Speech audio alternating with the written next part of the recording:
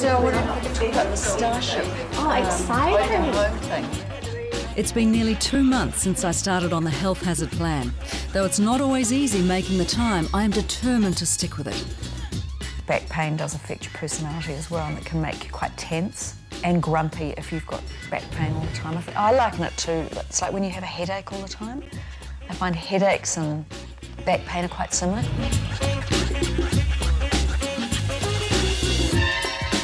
It'll be interesting to see if doing all these specific exercises have made any difference to my posture.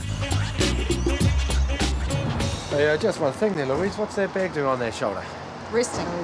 Let's move it over, keep that balance. Okay. Point taken. Before they tell you off. I thought I might get away with that one. Okay, Louise, so we've got your side-on view here. Now we're going to look at a bit of fact, okay? So if we look a bit closer, and we take a mark from here. Yeah. We take a mark from your shoulder joint. Okay. Now that should be right on top of it. Your head's just dropped forward about 12 degrees, okay? The interesting part, though, is if you pull this line here over and have a look how your balance should be, your hips are actually quite aligned with the shoulders. Right. So your problem is all coming from the head going forward. Yeah. And that puts a lot of stress down here as opposed to that being the only problem. So if we then go and take this out and have a look at what actually that all means, is that's what you've got. That's how your spine compensates with what you've got. Yes. Look at this. That's how it should be. Okay. So how many degrees am I? 12? About 12? You've come forward 12 degrees, all right? Posture number being 12. Look, 40's terrible. Yeah. Okay, 1's great. You know, you're just on the slippery slope. You're not as bad as you think you were. I'm certainly feeling better having followed the key elements of my plan. Stay active. I followed my exercise regime. Stay positive. I have learned to breathe properly, which also helps me relax. Stay in control.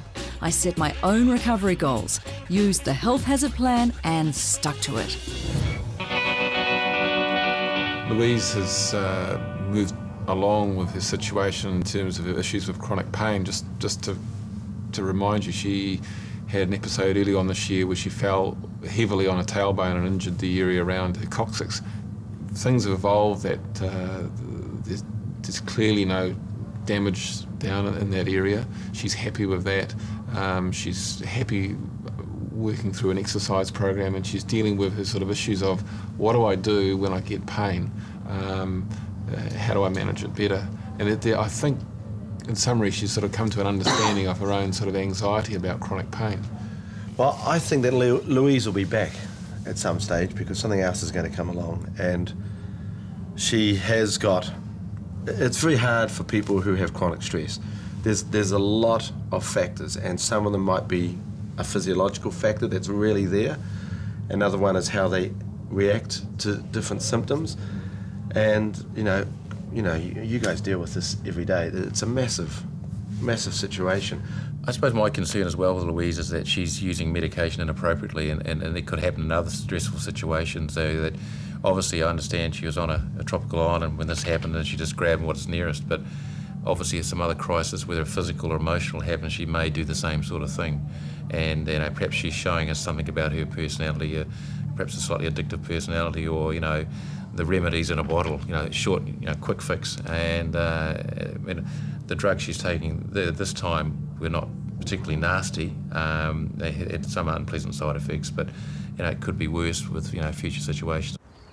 So here I am, 2 months down the track, having religiously followed the exercise regime laid down by the health hazard team. And I can honestly say I'm pain-free, drug-free, and I have a whole new respect for my back. Moral of the story, never take your back for granted. Also, have a decent haircut.